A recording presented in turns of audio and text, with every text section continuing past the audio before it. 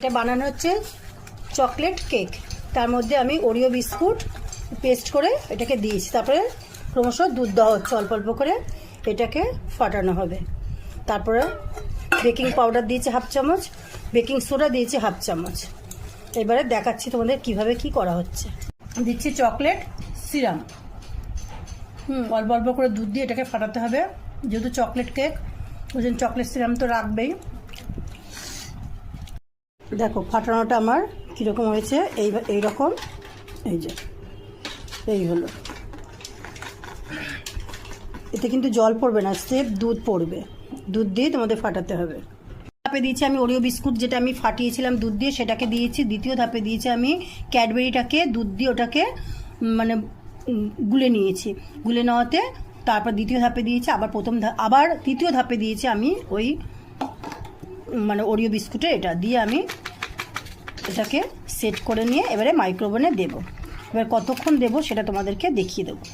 এটা দেখো স্টিলের বাটিতে বসানো হচ্ছে। স্টিলের বাটিটা আমি মাইক্রোওভেনে দেবো। আগে ওরিও বিস্কুট দিয়েছি, তারপরে ক্যাডবেরি দিচ্ছি।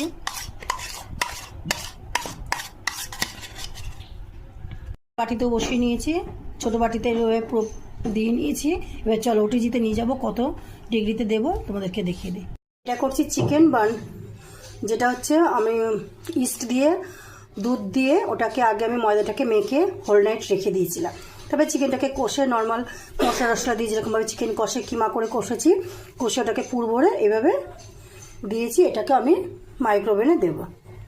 প্রথমে আমি ওটিজিটা ফ্রি হিটে দিলাম 200 ডিগ্রি সেন্টিগ্রেডে। এবারে আমি এগুলোকে সব একসাথে দিয়ে দেবো।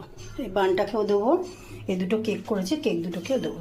এবারে চিকেন বানটাও দিয়ে দিয়েছি, কেকগুলোও দিয়ে দিয়েছি 170 সেন্টিগ্রেডে 30 মিনিটে। আমার বানটাও হয়ে গেছে, আমার কেকগুলো সুন্দরভাবে হয়ে গেছে। আমি এখন ওটিজির ভেতরে রেখে দিয়েছি, রেস্টে একটু থাক, পরে এটাকে বার করবো 10 মিনিট পরে। আমি বন্ধ করে দিয়েছি।